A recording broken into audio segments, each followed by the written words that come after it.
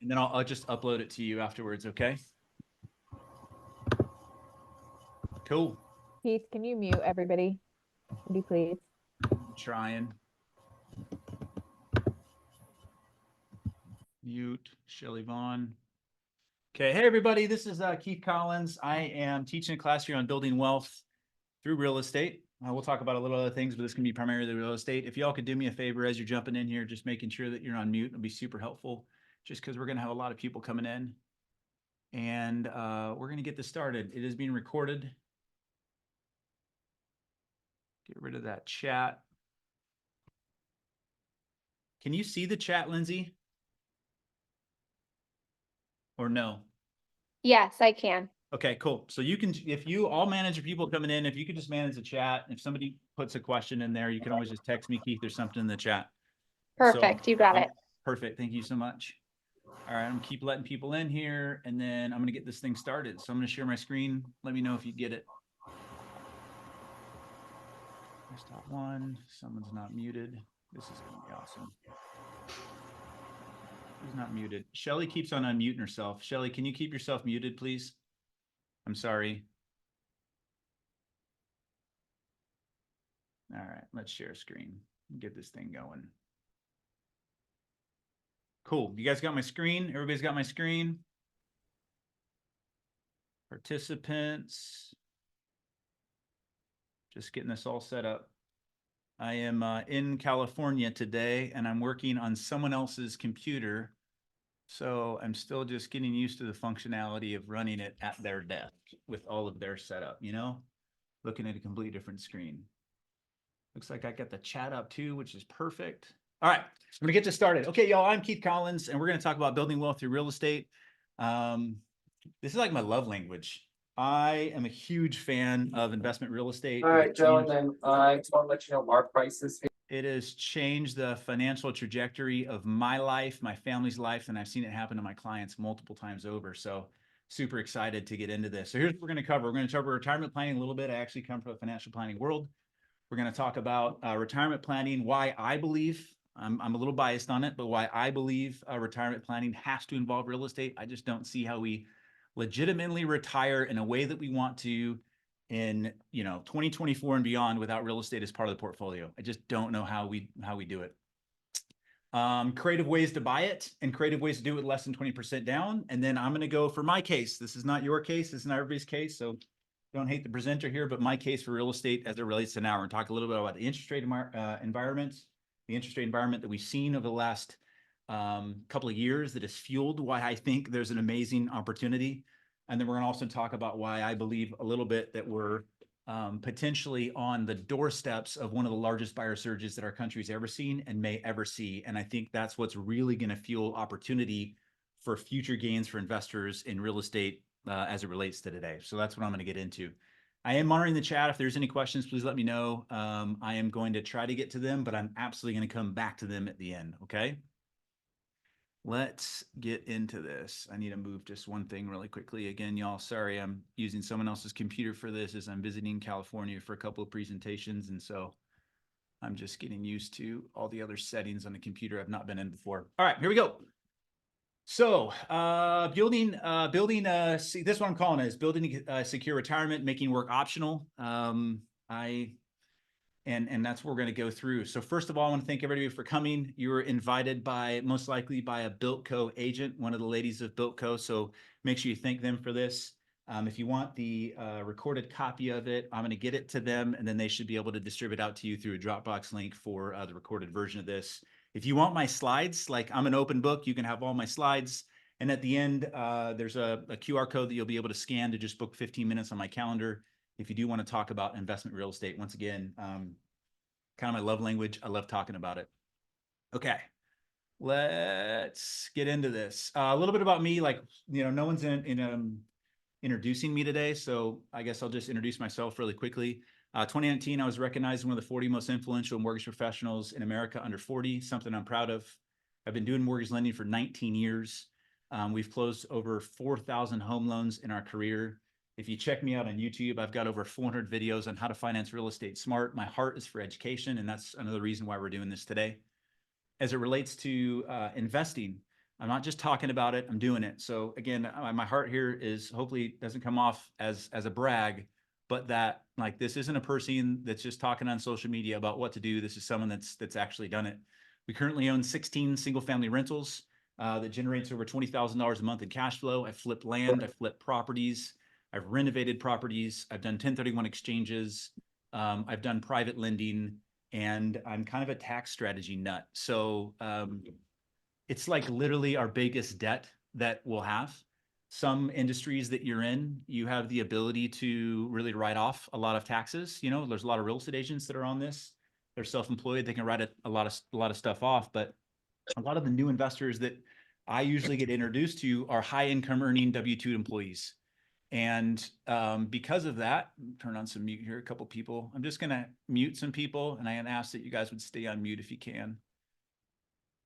High income earners on a W-2, and you know, a lot of you are probably in California, some may not be, but gosh, it's a high income tax state. And so one of the things that I didn't really realize as I started jumping into, or didn't anticipate or plan for, as I started jumping into the world of investing in real estate, is the benefits that I would find through the tax deductions associated with investing in real estate. For me, outside of the cash flow, honestly, outside of the cash flow and outside of the future appreciation, that has been one of the biggest advantages I've seen financially, is the creative nature I'm able to now mitigate taxes off my W-2 as a high income earning W-2 wage earner through our kind of corporate tax structure, because we've purchased a lot of investment real estate. So I'm going to get into that, but I'm also going to talk about my philosophy a little bit. And I want to say this ahead of time. I believe that real estate is not a speculative investment. I think when people speculate, that's when we get into trouble a little bit. I think that we can look at data and kind of like foresee, and because I'm going to talk about data and look at maybe like what it might do in the future. But I think we need to analyze the investment deal, and it has to make money for you today. So many people buy real estate, say, hey, it's going to go up, 50, 60, 70% in the future. I'm going to have a negative cash flow today. I don't think that works. And I think that makes a noisy investment. So one of my number one philosophies as it relates to real estate is you have to make the deal, you have to make money on the deal up front. And what I mean by that is cash flow. That's me. That's my perspective. That's how I invested. I invested for cash flow. I also don't want noisy investments. Some people like noisy investments, but my W-2 job allows me to invest in real estate, and I can't have the investments in real estate impact my W-2 job and have it prevent me from buying more real estate. So all the investments that I look for as it relates to investment real estate is what I consider non-noisy. Our 16 rental units that we have, maybe 2 hours a month that we spend just kind of managing the properties and making sure everything's taken care of. So that whole thing where people say like, I don't want to change the freaking toilet at 2 o'clock in the morning is absolutely false. It's somebody that hasn't set it up right. So I hope I'm not hurting anybody's feelings there. But I really believe that if done correctly, it can be something that is not noisy, that makes you a ton of money and mitigates a ton of taxes. Okay, so I'm going to jump into it. Let's see here. I'm just checking the chat and make sure. All right. So what's your financial strategy? So, I think things have changed a little bit. There's the old way and the new way. I'm going to run through this stuff really quickly, and then I'm going to slow down as we get to the data and some of the actual explanations. But, the old way here, W-2 job, degree, no debt, save, get a pension. I don't talk to a lot of clients anymore that are relying on a pension unless maybe you're a firefighter or a police officer. Outside of that, there really isn't a lot of pensions that we're going to see anymore. I think the new way from a retirement standpoint is we have to have an entrepreneurial mindset. We need to dig in deeply into financial literacy. I believe that we have to leverage, and leverage doesn't just mean money. And I'll explain that, but we have to leverage and we have to invest outside of our W-2 job to be able to retire. We need to be a little bit smarter than we have in the past and just assume that things are going to happen. We have to be an active participant. I think that's super important, an active participant in our future retirement plans. I came from financial planning. Traditional financial planning, this is kind of how they do it. You sit down with a financial advisor, and I have a financial advisor. We have money in the stock market. I'm not saying don't do that, right? I believe in a diversified portfolio, but this is kind of how it's set up. It's the 4% rule runs everything. And the idea on the 4% rule is basically if you limit your withdrawals from your retirement account to 4% of the total balance in any given year, this means if you have $1 million saved, you can take out $40,000 a year and then adjust for inflation every year thereafter, and you should have a high probability of not running out of money. This is how traditional financial advising works today. I'm gonna mute somebody. Lake, I'm muting you. I'm sorry. You can ask questions later. This is how traditional financial advising works today. And that scares me. It scares me because inflation has really ran at something that is overheated, something that we haven't anticipated. It's coming down. And I think that really can mess up the hope that the 4% rule is going to make in traditional financial advising. So I don't know if you've ran this before. I just think this is a very important thing for people to look at. If you have not sat down with a financial advisor, I think one of the coolest things that a financial advisor actually does for you is they'll sit down with you and they'll say, okay, your lifestyle today, here's what it is. Here's what you need in your lifestyle today, right? So if desired monthly income is $5,000 or $10,000 or $15,000, how much do you need to create an assets to be able to fund that lifestyle? It's one of the best kind of scenarios that I think you can put your household through as it relates to where you are today, where you need to be able to retire. But one of the things people don't think about is adjusting for inflation. And I think it's really important as it relates to the last couple of years, because we've seen super heated inflation that we haven't seen since the 80s. And I'm going to draw a lot of parallels in this presentation to what happened in the 80s and to what's happening right now as it relates to what we might be able to expect for real estate as it moves forward. So just a simple thing here, if you're adjusting for inflation. So if you want a desired lifestyle of $15,000 a month in income today, and you're going to retire in 20 years, you don't need $4.5 million. You need $7.3 million to retire with, and it's not 15,000. You actually need almost $25,000. So $15,000 in today's money, adjusted for just 2.5% inflation, which is the Federal Reserve's target rate. I'm going to talk about the Federal Reserve a little bit later in the presentation. It's their targeted inflation rate, and they haven't been able to hit it for the last 2 or 3 years. And I actually think that it's a very hard metric for them to hit now moving forward with everything that's happened to the economy. But if we factor that in, you're saying I want a $15,000 lifestyle, adjusting for inflation in 20 years, you need actually $24,000 or $25,000 a month and $7.3 million. Don't get downhearted on this. I think there's opportunity in investment real estate to catch up, and that's what we're going to get into. Okay, another thing, how do we get here? So, the standard way to get, or how do we get there? Sorry, the standard way to get there is to have a large nest egg. Save, invest in index funds, shoot for a 10% return. That's the benchmark, the index. So the overall US stock market overall, the index historically has annualized a 10.7% return since its inception in 1957. So that's kind of the number that everybody, yes, I'm going to share the deck with the BuildCo ladies, and they'll be able to get the presentation, recorded presentation, and the deck to everybody. So sorry, 10%. So 10% is kind of the number that you shoot for. I think the challenge is muting somebody. There we go. I think the challenge is, when are you going to retire? And this is what it really bothers me a little bit is what appears to be a highly volatile environment that we've entered into recently. I just feel like things are a lot more volatile as it relates to interest rate, stock market. We didn't have these huge swings up in the stock market historically, and these huge swings down, huge swings in interest rates, huge swings in home prices. Everything seems to be a bit more emotional and a bit more joggy and a little bit more volatile. And so the challenge, I think, as it relates to traditional financial advising and investing in stocks, is you're planning on a retirement date in the future, and you're doing everything that you can to put money away for that future retirement date. But what if the future retirement date is in a down market? You potentially now can't retire. What you've been working on for the last 15, 20, 30 years to retire, now you're in a down market. You got to push your retirement out potentially, another 5, 10 years to catch up in the down market. And that's where I think fundamentally becomes the issue with investing in the stock market solely.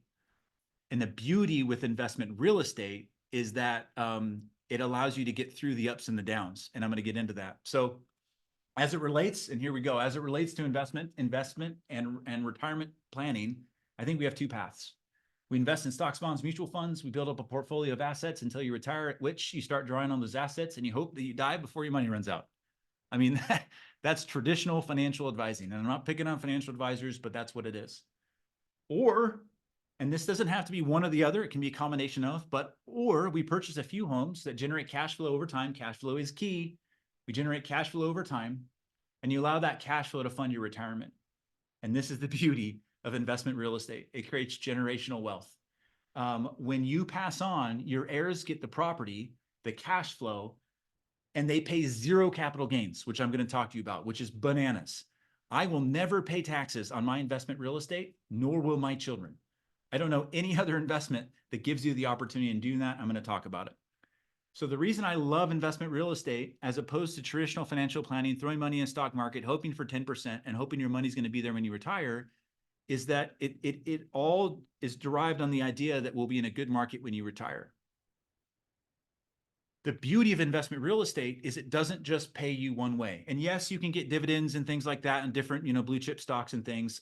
I am drawing some assumptions here, but for the most part, real estate pays you in multiple ways. And this is what I love about it. Rich Dad Poor Dad is actually a really good book. If you want a list of books, just reach out to me on real estate investing and taxes.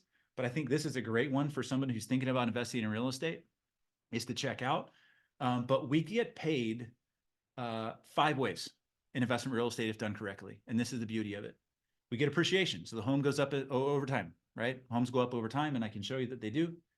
If you bought a home one day before the Great Recession, and I'm calling that 2008, if you bought a home one day before the Great Recession and still had it today, you're up 33%. So homes go up over time. They just do. It's based on inflation. So we get paid in appreciation. We get paid in amortization. That means, if done correctly, the tenant is paying down your mortgage. Sorry, turning my phone off. If done correctly, the tenant is paying down your mortgage. And so you're gaining equity through amortization. We get paid in cash flow. So cash flow is purely the difference between the mortgage payment and the rent that you're receiving and the expenses. That's another way that we get paid. Depreciation. Now, I've said this before in the beginning, we need to make money on the front end of the investment. Depreciation is how you make money on the back end of the investment, but depreciation is an amazing tool that, when used appropriately, will mitigate or completely remove your taxes. The IRS allows you to take a paper loss on investment real estate just based on the idea that it's going to wear out over time. And it's not an actual loss so you could be making income on these properties every year through cash flow and appreciation. But the IRS allows you to create a paper loss on those properties, and deduct it from the overall income, potentially completely removing any taxes that you have to pay on the income that you're making on the property. It's wild. And then the 5th way, and I think this is the way, one way that people don't think about the most, and that's rent inflation. I'm going to talk about that a little bit more, but rent doubles about every 20 years, just like appreciation. So your rent goes up over time. So when you have a 30-year fixed loan on a rental property, that mortgage payment's fixed in, but over time your rents are going to be higher. Warren Buffett actually calls a 30-year fixed mortgage one of the most powerful instruments in the world. Because when you're fixing your costs, while inflation goes up and up and up, and then anytime rates go down, you can potentially renegotiate that debt and refinance. I'm not an advocate for buy now, refinance later, or that's not my philosophy. But there is that opportunity with investment real estate, is that you can renegotiate the debt if it gets better in the future. And I think that's something that's pretty awesome. All right, let's get into the numbers. What does this look like? So I'm going to do a little case study here, okay? It's going to show you, and what we're utilizing here is the 5 ways that you get paid. And I'm making a case for investment real estate instead of investing in stocks, bonds, and mutual funds, okay? I am making some assumptions here, so just give me that, right? We're making some assumptions. Everybody makes assumptions. Even if you're sitting with a financial advisor talking about the stocks, they're assuming that it's going to go up over time. I'm making some assumptions. So let's say you buy a $600,000 home and you do the standard 20% down, which is $120,000, 20%. And you hold on the home for 20 years. And we see a 4% annualized growth, right? So 4% appreciation over the course of those 20 years. What happens? Well, over a 20-year period of time, that $600,000 home actually goes up to $1.3 million in 20 years, okay? That's how you get paid. Appreciation, number 1. Number 2, again, making some assumptions here, but over the course of that 20 years, the tenant is making the mortgage payment. So you get paid in amortization. So that $480,000 loan that you started with gets reduced over the course of 20 years to $251,000. It gets paid down through amortization. Okay. Then that $600,000 home that rents for $2,800, this is the key. $600,000 home that rents for $2,800 over a 20-year period of time, rent inflation. That rent goes to roughly $6,100 a month in income. So the property's appreciated, the loan's been paid down, and the rent's gone up. Okay. So what does that look like? By buying a simple $600,000 home, putting 20% down and putting a good tenant in there and just letting it be, like maintaining it, right? Taking care of it, putting good structure in place with a property manager so you don't have to fix toilets or, you know, in the evening. It's like having $1 million stock portfolio. Okay. Again, I know I'm making some assumptions. I keep that on $120,000. That's okay. I'm making my case for real estate right now. After 20 years, you've got a $1.3 million home. You have $6,100 in rental income and your loan balance is $251,000. With a fixed mortgage payment of potentially $2,700, your monthly cash flow is now $3,400 a month in income. Your monthly cash flow is $3,400. Equity stripping is, okay, so what do we do with that now, right? What do we do? Well, you can sell it, potentially pay taxes. You can sit there and just generate $3,400 in potential income. I'm making assumptions. You have some expenses, maintenance over 20 years. Maybe you got to replace a roof. Like there's things that you potentially have to do here, but this is what it could look like, okay? One of the things that I like is the idea of equity stripping. The IRS does not define a loan as income. Therefore, any money that you put in your pocket as part of a cash out refinance is not taxable because it's a loan. You have to repay it. That's important. Oops, cancel, hold on. Someone else just jumped in. So you could potentially put $734,000 with this home in your pocket, tax-free. Okay, so 20 years down the road, you execute a 75% loan to value, cash out refinance. You stick all of that money in your pocket, $734,000, and you have to pay zero income tax on that money that you put in your pocket. You have a new payment of roughly $5,600, and you probably still have cash flow on that, or at least have a break even. Hopefully you follow me on that. And that's where I think the power of real estate is: literally buy one home, sit on it, allow it to go up over time and manage it, take care of it. Don't let it get run down. What if you did 3 or 4 or 5 of these things and you just hung on to them? If you would have done 3 or 4 of these things, 3, you're looking at $7,000 a month in cash flow. 2, $7,000 a month in cash flow. 3, $9,000 to $10,000 a month in cash flow. And I think you can kind of figure that out from there. Now, here's what's really cool, really cool, I think, with investment real estate is, and I said this in the beginning, it creates generational wealth. Because of depreciation and the way that I've set up my corporate tax structure, I pay zero income tax on the income that I make on my properties. When I pass away and my children inherit my properties, because of the way that we set it up with our trusts and our corporations, my children will pay zero capital gains on any of the properties that we own. So they will inherit those properties that I have, and they will pay zero taxes, and they will not have to recoup the depreciation. So follow me on this. You purchase a home, and this is going back to this kind of case study that we ran through, right? You purchase a home and you purchase a home for $600,000. It went up to 1.3 million. The loan is roughly 250. There's $1 million in equity in that property. Well, when your kids, and when you pass away, and when done correctly in a trust, that property transfers to them at the value at the time that it transfers. So even though I bought that home for $600,000 and it went up to 1.3 and I had this huge gain, they're inheriting the property at a new basis. It steps up in basis to a $1.3 million value, completely eliminating any capital gains. So they could sell that property and pocket $1 million in potential equity and pay zero income tax on it, because they inherited that property at a $1.3 million home and it only has a $251,000 balance. It's always interesting when I'm on a call like this and everybody's muted, because that's like this is like my big point here and everybody kind of freaks out. But I think that's I think it's amazing. And the depreciation. So the paper loss that I took, the IRS allows you to take a paper loss on the investment property. You not the land, but the house. There's actually an equation for this. And they allow you to depreciate it over 27.5 years. When you do sell investment property, if you don't 1031 exchange or have a creative tax structure to mitigate the income taxes, you also have to repay the depreciation. So all that depreciation that I took on the property that eliminated my tax liability during ownership, I have to repay. This is the wild part. When they inherit that property at that $1.3 million value, they pay zero capital gains because they're inheriting a 1.3 million, not the 600,000 I paid for it. All of the depreciation is wiped away, and then they get to redepreciate it. So that property is potentially, I think, what do we say? The property is, let's just say I didn't do my equity strip and put the $700,000 in my pocket tax-free, and I just collected the $3,400 a month in cash flow because I wanted the cash flow investment. When they inherit that property and they're getting that $3,400 a month in cash flow, they get to redepreciate the property at the $1.3 million value.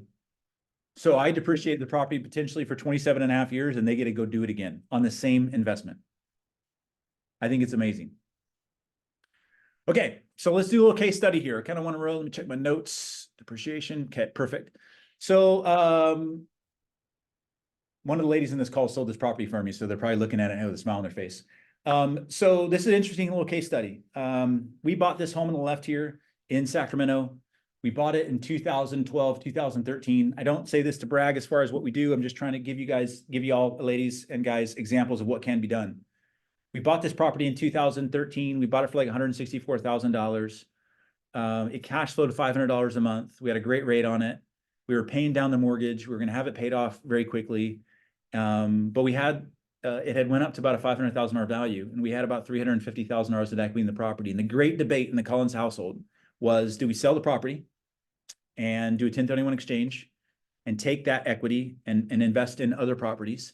Or do we hang on to the home and just keep the cash flow? It was a great investment. I had a new roof, been repainted. It was an awesome little investment. I wanted to keep it. My wife wanted to sell it. She won, we sold it.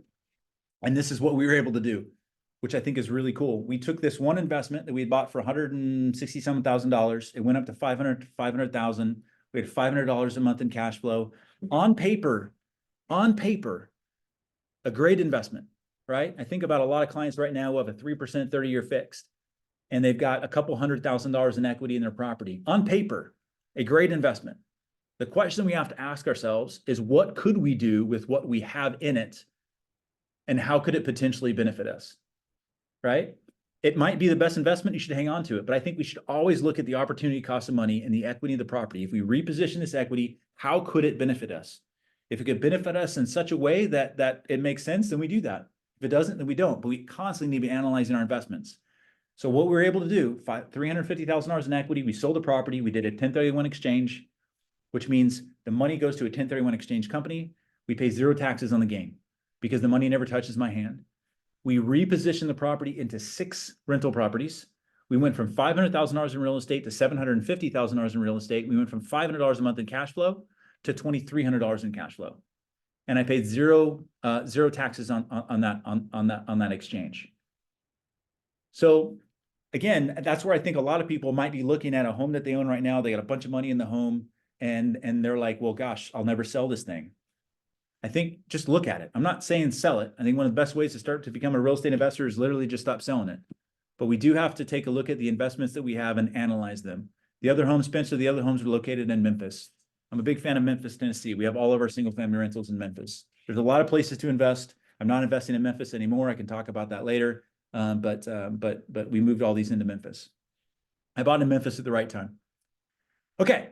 Let's talk about house hacking for a second here. So I'm going to run through this. This is kind of some creative stuff. So one of the things that we had talked about a little bit, and I think some of the agents, some of the Billco ladies may have shared to get you interested in this call, was potentially creative ways to invest in real estate without having to put the traditional 20% down.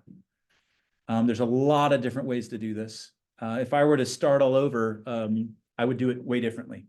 You know, if I had 20% to down to buy my first home, I wouldn't do that. I'd probably buy 3 homes with 5% down. Maybe I'd buy a 2-unit, 3-unit, or 4-unit property, because now you can do that with 5% down. Harder to find 2, 3, and 4-unit properties, but I would look to acquire my first property as a future investment, as opposed to something that I was going to live in for a longer period of time. The beauty is lending guidelines allow you to do this every year. So you can literally buy a new primary residence every year with 5% down, rent out the last one. You can tell the lender, I plan on renting this property out in a year, but I'm going to live in it for the first year. And every year thereafter, you can put 5% down to buy a new property. I think it's one of the coolest things to do to acquire investment properties. I also think, you know, and I've talked about this a lot recently, is, you know, we partner in business all the time. We don't partner in real estate transactions. Rarely do I see people partner in real estate transactions. And so I think with affordability and the cost to acquire real estate sometimes right now, I think, you know, I understand the idea of wanting to do it on your own, but is the idea of wanting to do it on your own preventing you from buying and potentially pushing you further out? And then when you have the ability to do it, you re-enter the market and prices are higher. Did you actually gain money or lose money? As opposed to maybe getting in now, grabbing equity and figuring out an opportunity later. So I think one of the ways to do that is potentially partner with people and buy a home. I have 2 or 3 clients right now that we're doing this with, and it's shared equity with children.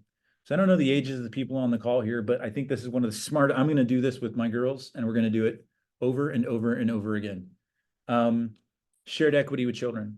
So, you know, let's take Roseville, let's take a house in Roseville, and let's look at, you know, buying maybe a 4-bedroom home. You will gain more rental income renting it out per bedroom than you will renting out the entire place under one tenant. So I have clients doing this right now. This is what I'm planning on my girls, is when they turn 16, I'm putting them on as authorized users on my credit cards. They aren't going to get a credit card, but they're going to be an authorized user. We're going to build their credit for them. So by the time they turn 18, they're going to have an 800 FICO score. Make sure you have good credit if you do that, because they'll inherit your bad credit if you don't. But we're going to put them on an authorized user at 16. There are actually some credit cards. I don't think you need to do it any sooner, but there are actually some credit cards. Capital One will allow them to come on sooner. Put them on as an authorized user, have them build credit.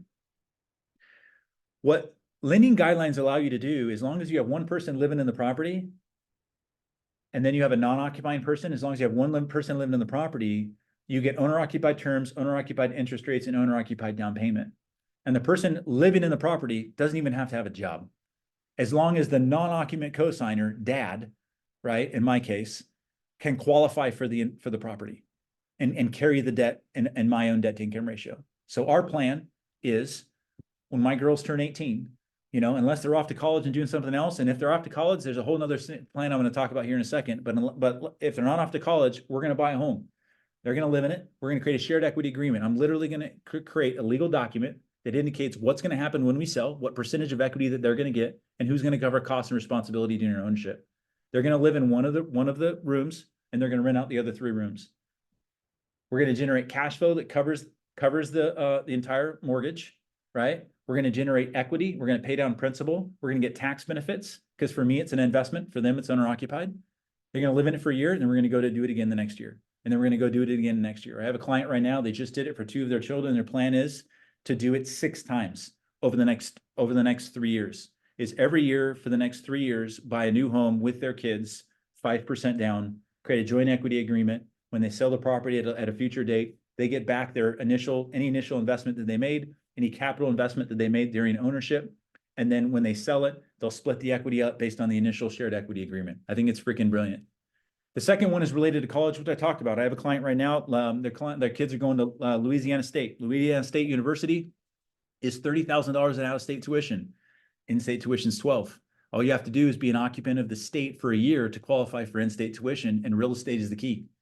So they are buying a 3-bedroom home within 10 minutes of the college.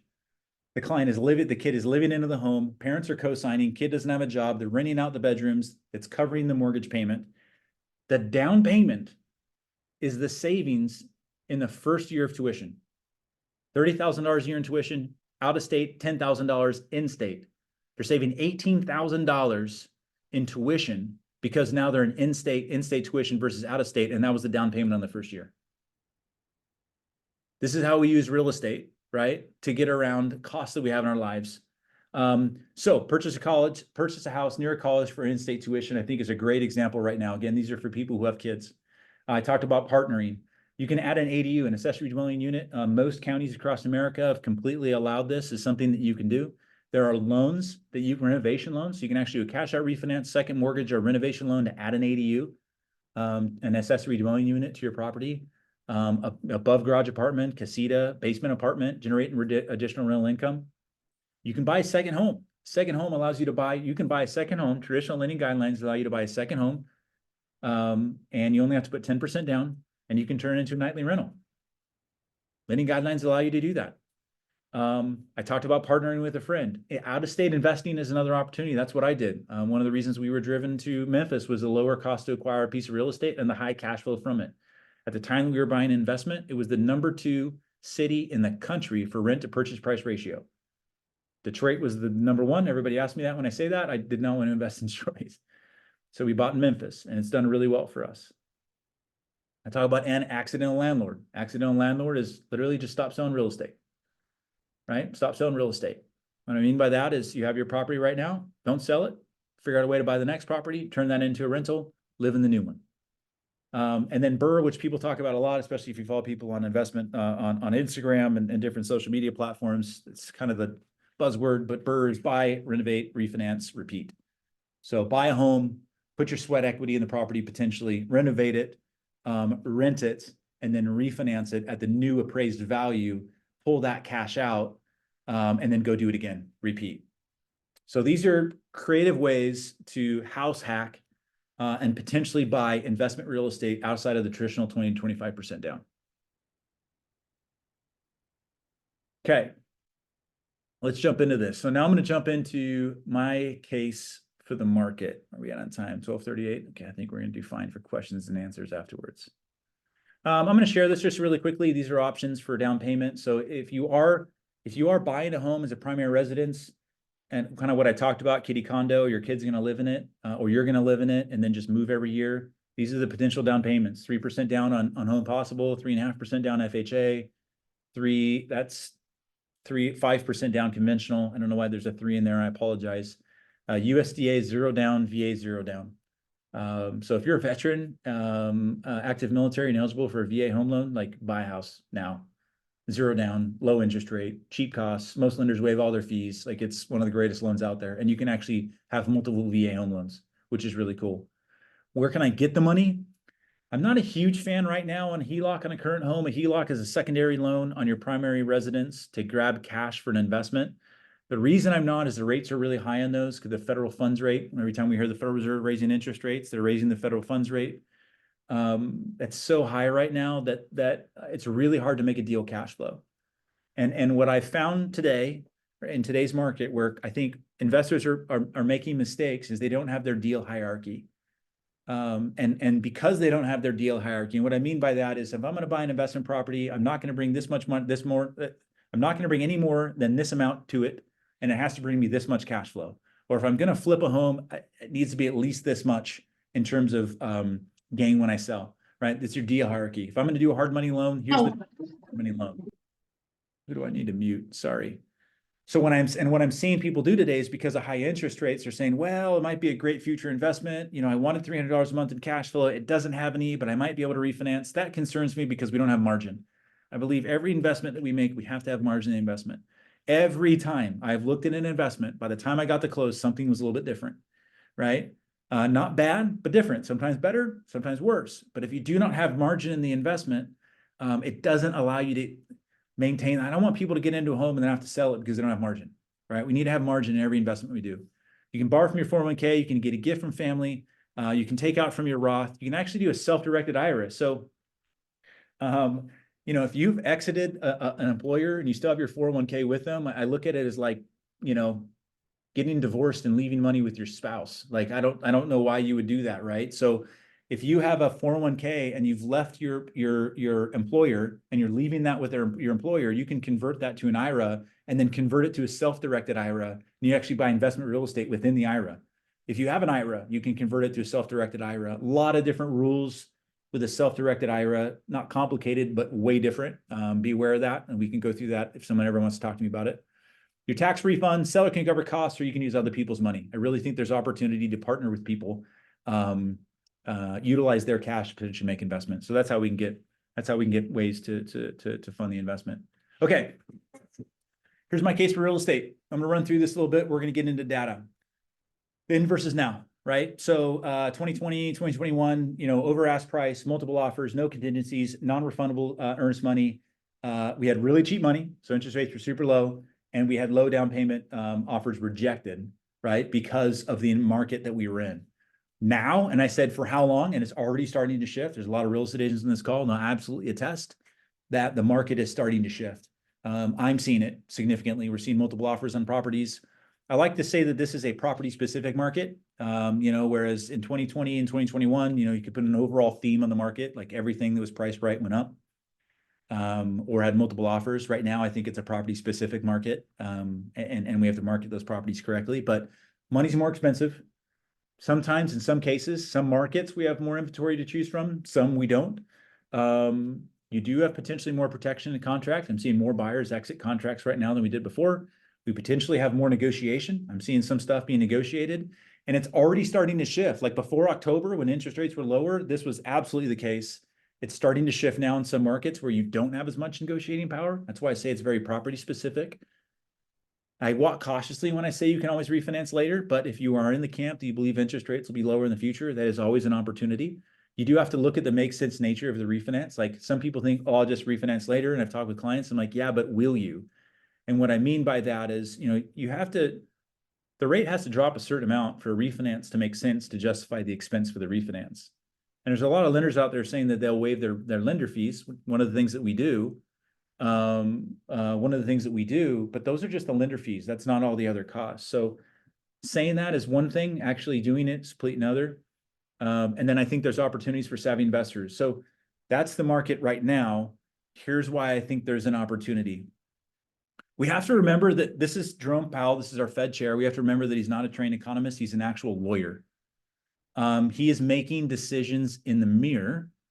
And a lot of people think that he's making some errors. He's not adjusting quickly enough. And he's probably going to put us into a recession. A recession is one of the best things that could possibly happen for the real estate market because interest rates drop in a recession. And I don't want to say it's necessarily his fault because history just shows us this is what happens. Going back to 1955, the gray bars here, the gray vertical bars are recessions. And the red is the federal funds effective rate. You can see every time they jack the rate up, we hit a recession. So it's not necessarily his fault that he's missing it. 10 rate hikes, 10 recessions, every single time, middle or after, rates go down. Powell's overcorrected. They always do. History shows us this. So where we're at right now, and again, this is a bit data, so follow me when I get to the real estate stuff. I just do think it's important because this is what is going to happen to mortgage interest rates. And I think a lot of that's going to fuel the environment that we're going to be in. The environment that we're in right now has only happened 5 times in the last 40 years. And that's the federal funds rate inverted to the 10-year treasury. And every time that happens, it happens right before a recession. The inversion that we're at right now is the widest inversion it's ever been at. This is not a bad thing. I don't want you guys to be fearful of this. I'm just supporting the idea that we'll potentially have lower interest rates in the future if history repeats itself, right? So we are at the widest inversion that we've ever had. So every time we have this inversion, we see a recession afterwards. And right now it's the widest. What happens to 30-year fixed mortgage interest rates when we have this inversion and hit a recession, right? So the 90s, 11 to 7.5, the 2000s, 8.5 to 5.5, 2009 are the Great Recession. That's what I like to call that one, 7 to 4.5. And then most recently, which is the COVID recession. And there was a recession actually in COVID. People don't know that, but there was 3.5 to 2.5. So interest rates drop. Here's the market that we're in. And I think this market tells it all. So interest rates went to 2.5%. I have clients that I did a 1.9% 15-year fix for clients. This graph is actually showing all mortgages in America by interest rate. There's a term that a lot of people are using right now. It's called house hostage. And I think a lot of clients are house hostage, meaning they're stuck in their home because they could not afford the home that they're in if it was at today's interest rates. They want to buy the new property. They want to have the new neighborhood, then the new school district with the bonus and the pool, but they can't do it because they can't afford the home with today's present interest rates. And if you look at this, where's the data here? 23% of homes are, okay, what is it? 81% of all mortgages in America are under 5%. 81% of all mortgages in America today are under 5%. The reason I'm bringing this up is it's crushing inventory. And inventory is the driver of real estate prices. And now this is why I'm getting into my data as to why I think we're on the doorsteps of one of the largest buyer surges we're ever going to have, and potentially a few decades of home price appreciation, reasonable home price appreciation. But this is what's feeding into it. We have people that can't upsize or downsize. They're literally not selling, and they're potentially never going to sell because the rate is so low. So that inventory that we would normally having come to the market that stabilizes the market is not happening because of record low interest rates and people being stuck in their home. When we look at housing, so Mark Zandi, this is a graph of Mark Zandi. Mark Zandi is the chief economist for Moody Analytics. Moody Analytic is the largest ratings agency in the world. And he's probably regarded as one of the highest regarded economists today. Like, people listen to him. And he just gave this presentation to the Federal Deposit Insurance Corporation, the FDIC, on his concern in housing. And basically what he said and demises is that from single family homes and rental properties, the United States today has a 1.6 million home deficit. We have a deficit of 1.6 million. We are undersupplied by 1.6 million homes, okay? This graph, I think, shows it a little bit better than this graph. It's basically the same data, just moved over. What I want to show you here is this line here is basically going back to the 80s on the average number of homes listed for sale at any given time in America. That number should be around 2.2 to 2.3 million homes. In 2008, we had a rapid run up. We were oversupplied in 2008. There was other fundamentals that happened, right? We had non-sustainable lending practices. If you've done a home loan in the last, 24 to 36 months, you realize that it is much different now than it was then. Like, we have to document everything. There are no stated income loans. So lending practices were much, think Big Short. If you haven't watched that movie, watch it, you'll understand. We had unsustainable lending practices, and we had a massive run up in inventory. We oversupplied the market. We had over 4 million homes available for sale at the peak of the downfall. Okay. And now, if we look at this, this is a graph here. Now, if we look at kind of where we're at, in some areas, we have less than 700. Some numbers are anywhere from 700 to a million homes available for sale. Redfin has been around for almost 20 years. 2 months ago was the lowest level that they have ever recorded for available homes for sale in America. We are significantly undersupplied because, and I'm going to show you, builders stopped building for 2 significant periods of time in recent history. And sellers are not selling because they are house hostage. All right. So here's kind of where we're at. This is the structural undersupply in housing. I know it's a lot of data. I'm hoping you all get this, but this is why I couldn't buy enough real estate right now. I love data. Okay, good. Thank you. I appreciate that. It supports it. A lot of people will just say, hey, buy real estate. Like, here's the reason behind it. So this is what we're calling the structural undersupply in housing, but basically this is housing and stock in America. What was built, okay? This is what was built in America, and this is everything. It's 1 unit detached, 1 unit attached, 2 to 4 units, 5 to 19 units, 20 units or more, and manufactured and mobile homes or trailers, right? This is literally all housing and supply in America, okay? Something I want to show you right now. Here's where we're at, 2020 to 2019. This is because look, like if you're a builder, if you're DR Horton or Lennar or whatever, and you have this tract of land that you want to go build on, like, it's 10 years before you ever sell a house, right? You got environmental impact studies. You've got all the, the shrimp that we have to take care of to make sure that, like, we don't impact them. I get that. I'm making a joke. Like, I understand environmental impact issues, but it's real. It takes forever to take a piece of land that you buy, get through all of that, develop it and sell it and deliver it to the market. So we know what's coming for the next 10 years based on what's in the works, okay? So we know, and they can't just all of a sudden build out of this, okay? What we have in America coming to the market is so little homes. If you were to go back to a time in US history, then we delivered a similar amount of homes to the US market, you have to go back to the 40s. That was World War II, right? World War II. is a time in a US history that we had to go back to. And here's the biggest difference. At World War II, we had 130 million people in America. Today, 350 million. So we are about to deliver the least amount of homes that we've ever delivered to the United States in the next 10 years, lower than what we delivered after World War II. And we have double the population to do it with. The reason is we literally stopped building after the Great Recession, stopped, right? So in 2010, 2019, there's a huge drop. And then that was coupled with COVID. COVID shut the country down, right? So we have a huge undersupply in housing. So here's the demand piece. So who are our future buyers? Okay. So if we look at this, the demographics here, who are our future buyers? And then I'll come to questions here in a second. I'm wrapping up, I promise, and I'm running out of time. If we look at this graph here, I don't know if you guys can see my highlight. If I do that, can you see my highlight or no? You can't? Okay, cool. All right. So this is homeownership age, homeownership rate by age in America. Okay. When you are under 35, it's 38%. It's low. But as soon as they click over 35 years old, homeownership rate goes through the roof. Goes from 62 to 65 to 70, 75, and 90. 80% by age, homeownership rates by age. Right now, ages, we have 28, between ages 28 and 38, we have over 50 million people that are of age to buy a home in the homeownership interest, in the homeownership rates. And here's the wave that we have coming. So we're structurally undersupplied in the marketplace. We have the baby boomers coming. We have the millennials coming to the market. And I think this is like everything. This is the slide. So what this slide is showing us is this is all Americans by age.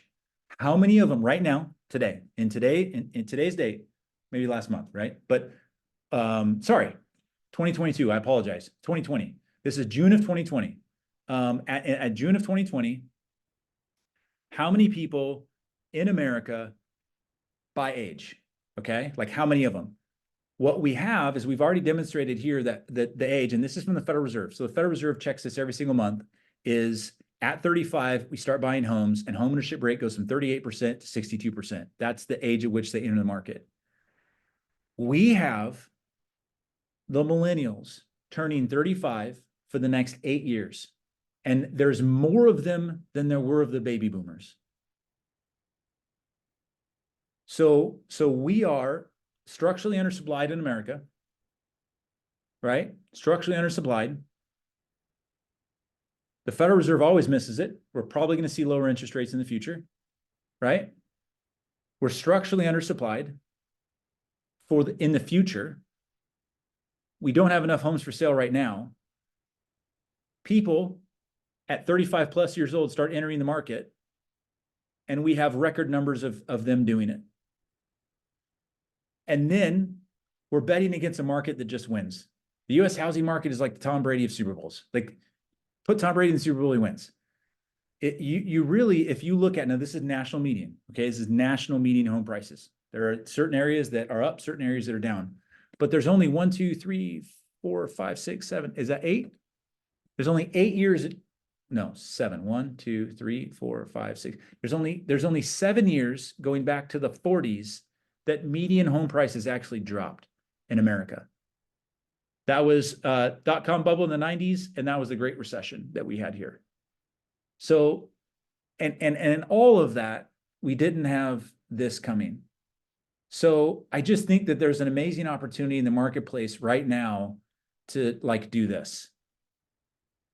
Buy a house, invest in it with the right fundamentals, with margin, right? Making sure that it cash flows, and then literally just hanging on to it. I don't know any other business. Like, I can't open up a sandwich stand and make a bunch of money and it doesn't impact my W2 career. But I think that we can do that with investment real estate. So I'm going to put this up for a second here. I'm also going to throw some stuff in the chat. I'm going to come off Zoom, but if anybody wants to scan this really quickly, this actually is a link to my schedule. So you can book a 15-minute call with me anytime. If it's available, grab it. It's for you to have. I just ask that if you do it, maybe put in some notes that you were from the BuildCo call and what you want to specifically talk about so that I can be prepared. But if you do schedule this, you'll have full and complete access to my schedule. All right, I am going to stop sharing, keep recording, and if anybody wants to ask questions, let's go for it. Emily's got her hands up. What's up, Emily? What's up, lady? How are you? Hello, I'm good. Thank you everyone for that on this call. I had someone ask a question. They live in Canada and they kind of want to know like what tax implications would be had from buying it from Canada, wanting to buy in the US. How does that work? I have no idea. Oh, Yeah, yeah. I know that you can, that's called it is a foreign national home, and you can do it. I just don't know what the tax consequences are going to be because I don't know what Canada does things so different. You know, like in Canada, you get a mortgage and then you can actually just port it to other houses. Mhm. Right? Like they do things so different up there from a financing standpoint. I know the taxes are different too. So I wish I could help you. I have no idea in Canadian. So they do it based on how Canada does it, not based on how we do it. But yeah, because the income would potentially reported there, right? Okay. Because so like I'm think again, I don't know Canada, I just know the United States. If I have a client that is a US citizen working in Africa, they report taxes in the United States and they have a foreign income tax credit and they pay taxes on the income that they made in Africa in the United States. I gotta think that Canada wants their taxes. Okay, so find a Not lender. true, though. They would call their CPA. What I would say is talk to your CPA. Yeah. Okay. Sorry, I wish I had a better answer. That's a new one. Yeah. What else? Anybody else have any other questions? I had a question. I put in the chat. Yeah. Just curious about like, do you have where's your playbook? Where's your future playbook? If you want to share any of that, any What am I suggestions thinking on, about right now? yeah, were you looking into like any states? Are you in Central America, South America, Mexico? A lot of people are going to Mexico. Yeah, I am I'm a bit biased in the United States. I just don't, I just, you know, first of all, I only invest what I know, right? And so I'm actually considering taking everything out of the stock market because I feel like it's legalized gambling at times. I don't understand it enough and I don't pay attention to it. And I think I could do better in the real estate market than in the stock market just because I understand it better. Right. So I think that people are not wealthy in America because they have money. They're wealthy because they have access to information. That's it. Right. I really believe that. People are wealthy in America not because they have money, but because they have access to information. I have access to information in real estate. I understand real estate. I understand real estate in the United States. I don't get it in other areas. And there's other volatile countries like could they just come in and take my property? I don't know, you know, but I'm protected in the United States for that. So that's just my personal philosophy. So Out of country investing, I don't do it. I know people have done it successfully, but it's not me. what about other states then, other cities Love other here states. Yeah, in the I love United those States? states. Any Yeah. tips? Yeah, so you know, there's a lot of different states to invest in. It really depends on kind of what you're going for. I mean, I'm in Tennessee now. I've been in Tennessee for almost 3 years. I've bought properties in Tennessee since in Tennessee, but I actually bought the majority of my investment real estate in Tennessee when I was in California. So I actually am a big believer of investing out of state. There's actually an agent I think on this call that introduced me to Tennessee and kind of changed my life with that referral.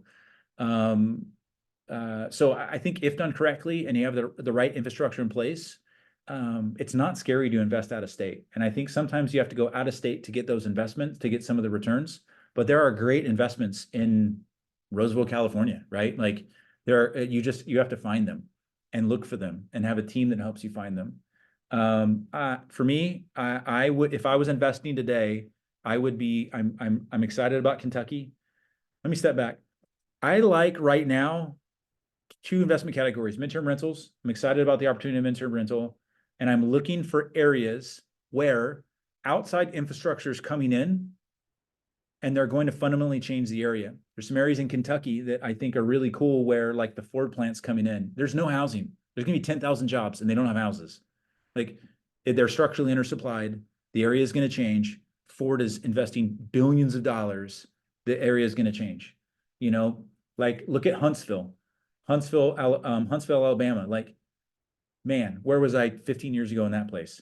All these businesses and infrastructure came in and the place completely changed overnight.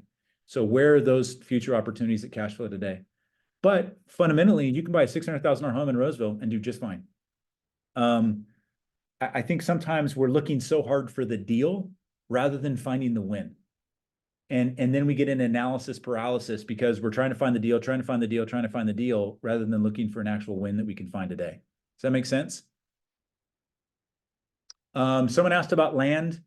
I don't know enough about land to do that. And my challenge with land, I'm not a developer, right? So I'm not a developer. And when you go, you got to know all the local regulations and all that. There are people that do land really well. For me, it has to cash flow, and land typically doesn't cash flow. And my buyer pool, if I have to sell it, is limited because not everybody's buying land. I'm not the expert. That's just me and what I'm looking for. What else? Other questions? I have a random question. How do you deal with renters, like out of state and stuff? Property managers. So before I invested in Memphis, I flew out. I was referred to a couple of companies that had the infrastructure in place. I flew out and met them in person. All right, like, how do you do this? How do you handle this? What's your backend software look like?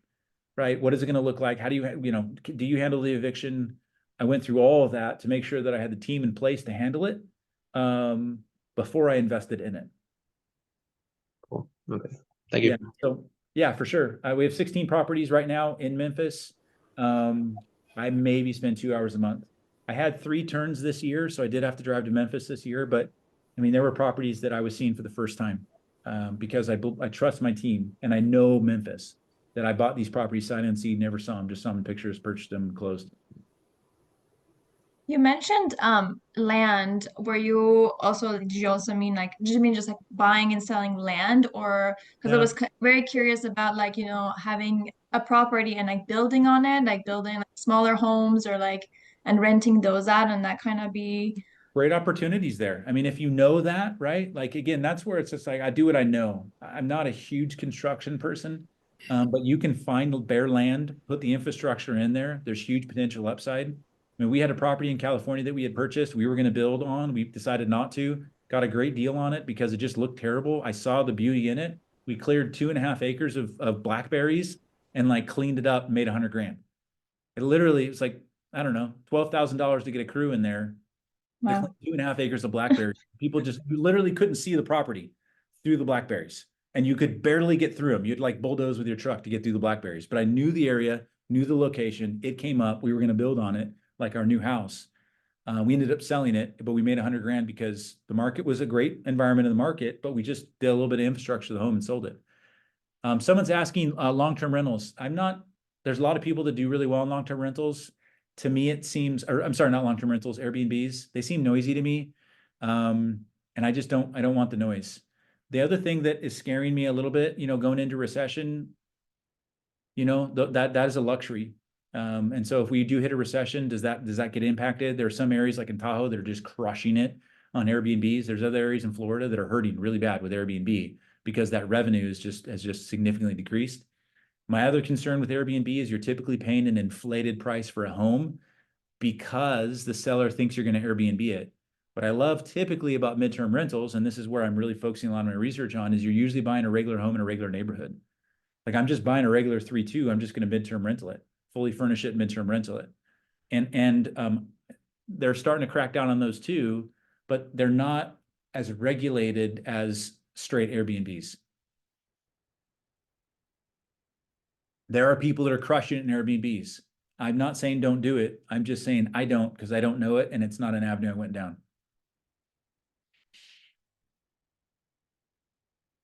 What else? Love these questions. Anybody else? You had a recommendation of buying a house with a friend. Do you have any suggestions on how to structure that deal if you were going to buy a house with a friend? Yeah, I mean, I would get an attorney to actually draw up a legal document. I'd probably have it recorded after close with that legal document that would clearly define if capital improvements are made, who needs to make them, and if one party can't make them, what then happens, right? If you want to sell, how do we sell? If one party needs the money, what do we do? Like it's going to be a friend or a family member, and I would just make sure that like I wouldn't do a handshake even if I trust the person in my life. I would look at this as a business. If I was going to open up a business, a sandwich shop or whatever, right? Like I would have a whole lot of legal framework around what we're going to do with that business. But for some reason, people just don't do that in real estate, right? You know, boyfriend and girlfriend, which is fine. They buy a home together. Like how many times they've got to call me and we have to figure out how to separate all that, right? I would have it all in place ahead of time. And be reasonable with it, right? You've got to, maybe somebody's got the money, the other person's got the time. Cool. Like you can find people that have money that want your time and knowledge. And so there's an agreement that's set up for that ahead of time, as far as what they get out of the deal, what you get out of the deal. So there's a lot of different ways to look at it.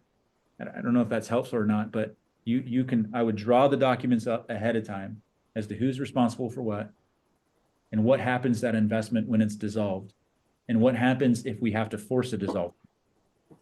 How has that worked out? Okay. Thank you. Yeah, of course.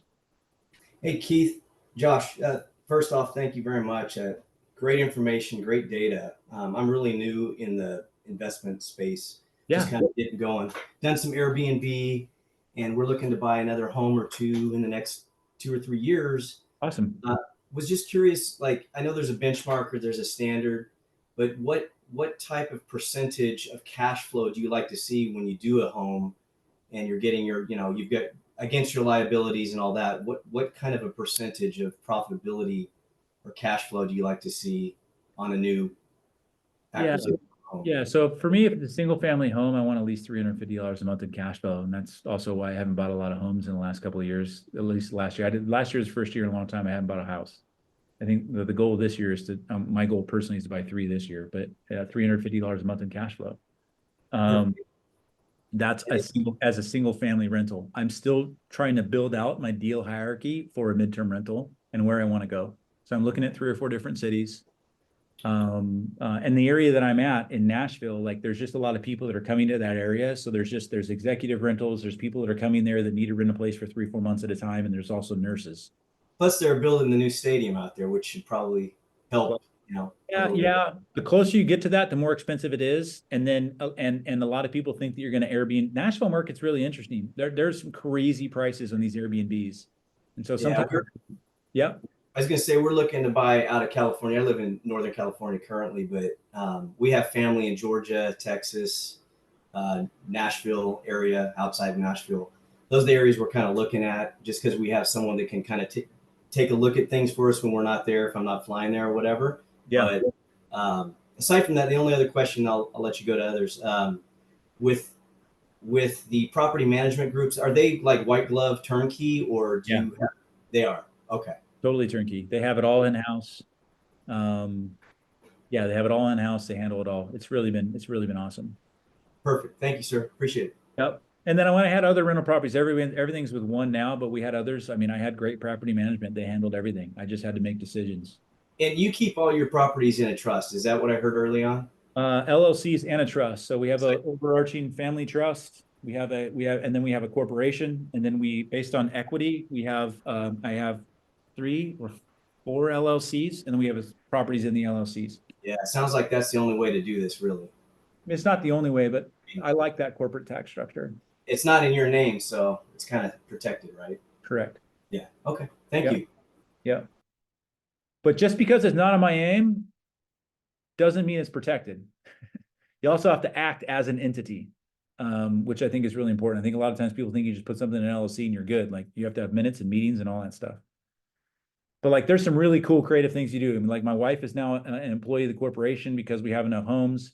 We set up an employee funded 401k last year. And I literally moved money from my right pocket to my left pocket and wrote it off. I put money in my wife's 401k and wrote it off as a business expense. Wow. You know, there's just things that you can do now because I have that corporate tax structure in place and it's reasonable based on the amount of properties that we have. These are the benefits you're referring to outside of cash flowing and equity. Correct. And all that. Yeah.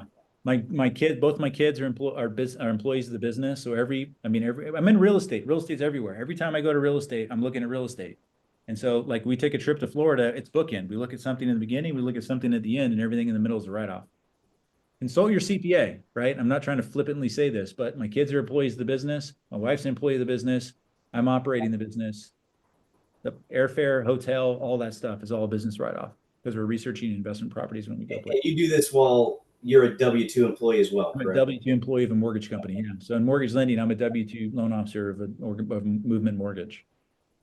Perfect. Yeah. Excellent.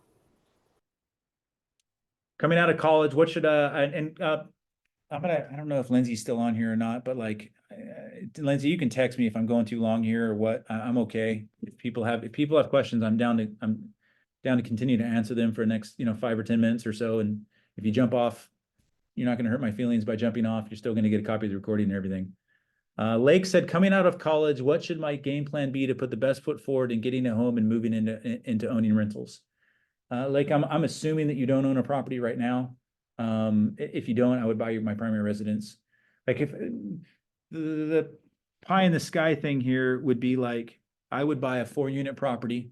I would do a FHA 203K renovation. I would live in 1 unit, renovate the rest of the property, and then get it stabilized. And then I would go do it again or buy my next home with 5% down. I'm married right now. We're settled in. I've got 2 kids. If I wanted to move every year, my wife would murder me.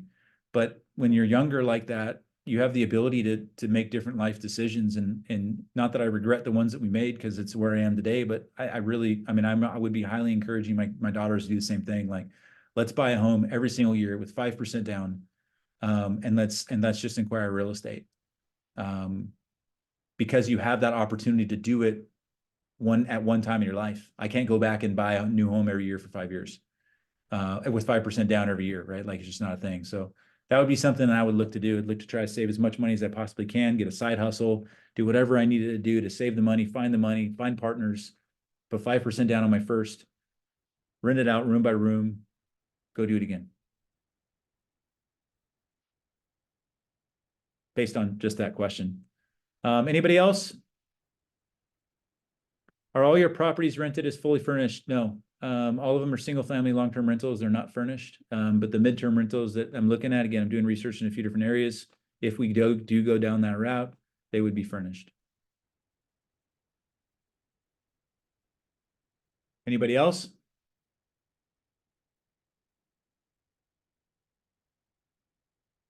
I'll say it again. Yeah. So so this has been recorded.